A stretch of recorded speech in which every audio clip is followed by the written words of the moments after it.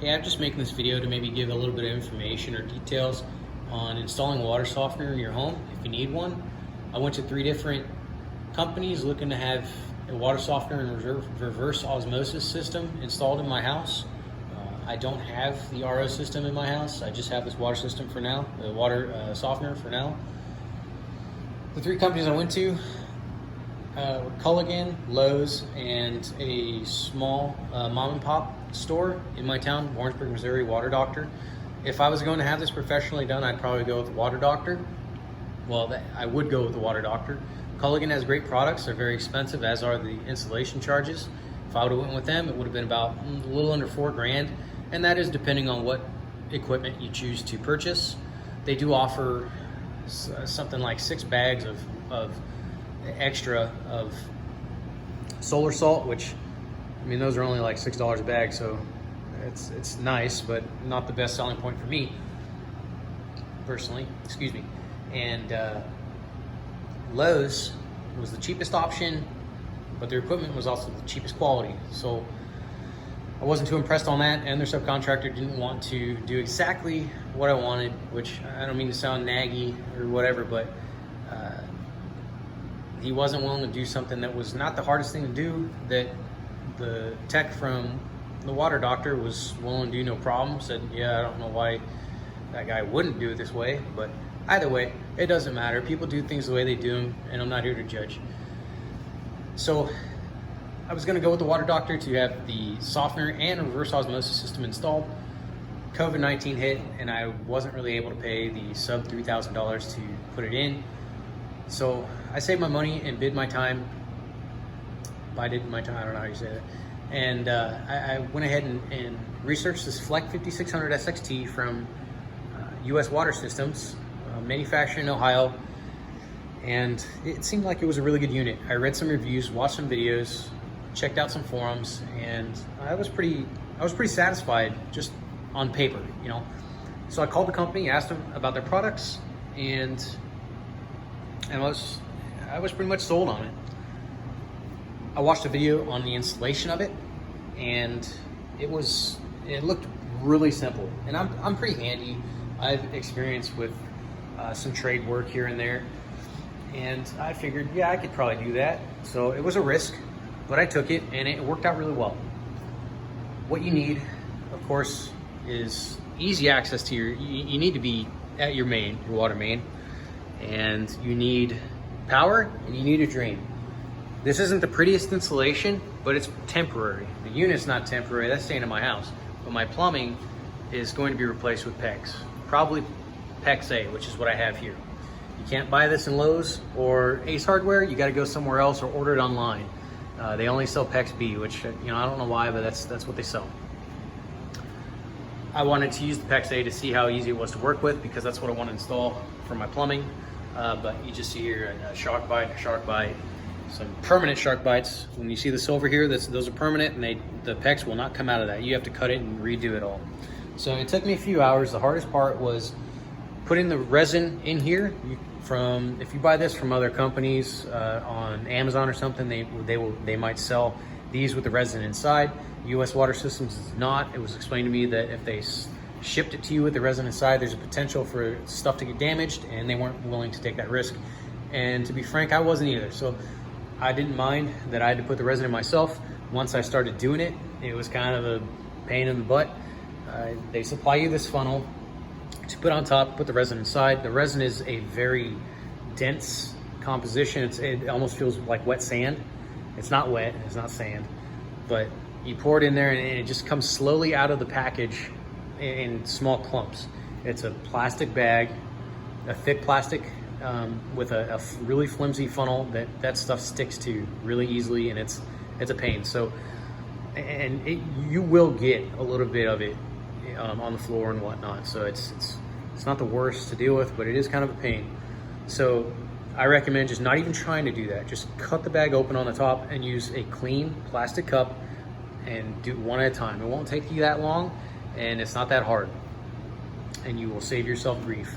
So you put that stuff in there, you put this on top, screw it down. You know, you'll be supplied a little bit of grease that you put in, you know, on the threads and whatnot. You install this piece on here. The whole system comes with everything from here, back, the tank, the resin, the brine tank, the tube that goes from the brine tank to the unit, and that's pretty much it. Obviously this power supply is connected to this, so yeah.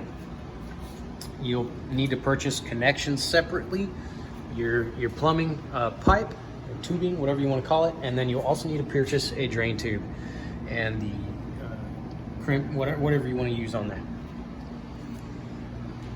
Overall, I probably paid about $750, maybe close to $800, but it was pretty dang affordable. And even if I would have installed the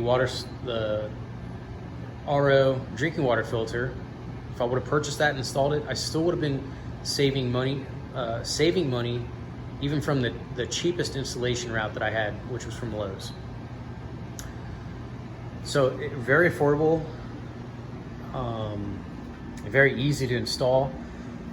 There's a video on YouTube, if I didn't say it already.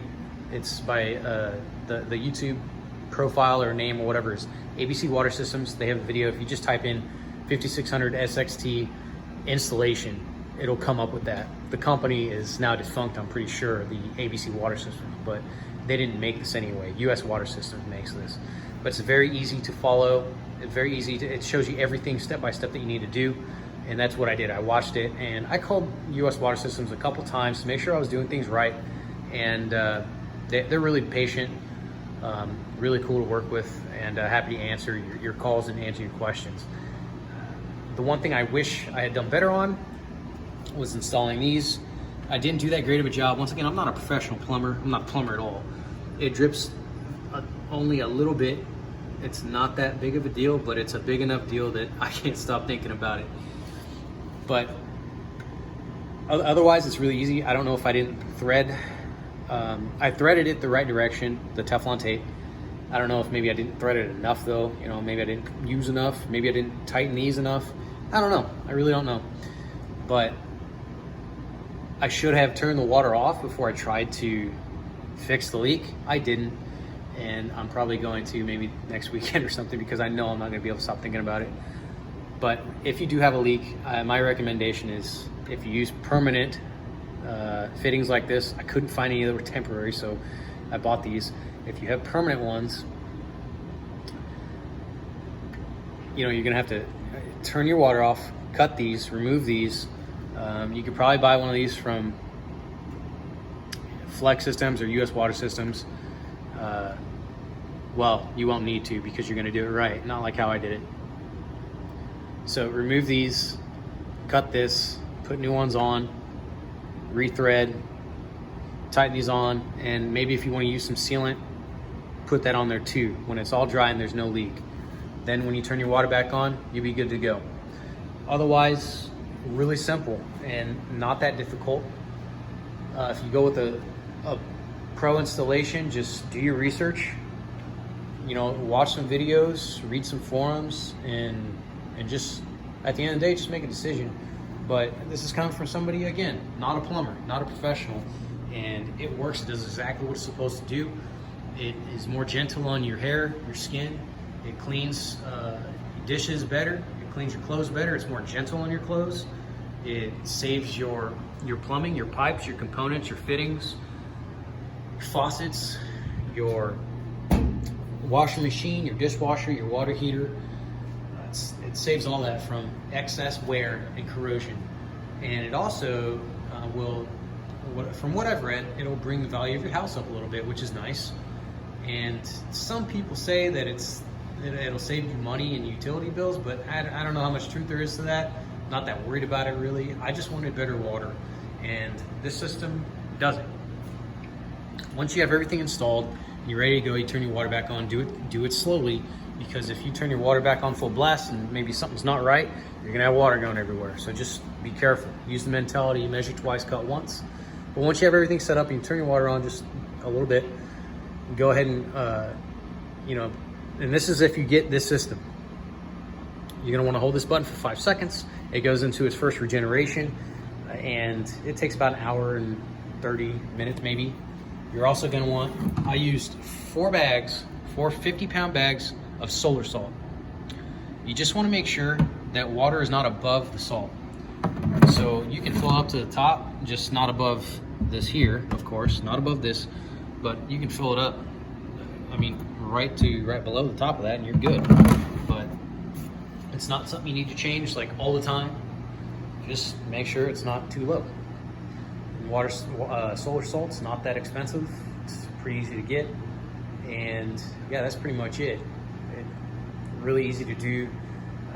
I can't really say it much more that I haven't already said that will help you out, I guess. But I hope this helps for anybody who's watching, and I hope this gives you an idea of what this will basically look like if you do it yourself. You can use copper, you can use PVC, you can use PEX, whatever you want. This was pretty easy.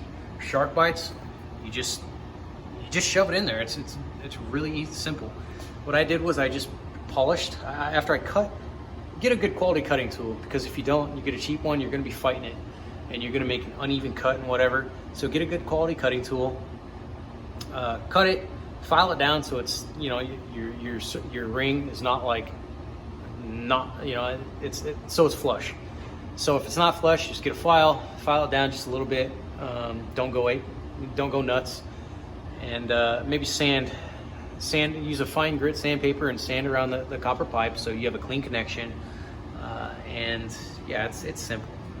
And the filing and the sanding didn't take any time at all. So yeah, that's pretty much it. So hopefully this helps you out, gives you an idea what this will pretty much look like. Try not to make the mistake I did, but if you do, it's not that big of a deal. It doesn't leak that bad, but of course, make sure you have a means to catch that water. You don't want it going on the floor. And yeah, hopefully it works out. Good luck in what you have to do, what you have to buy. If you do this yourself, pretty simple.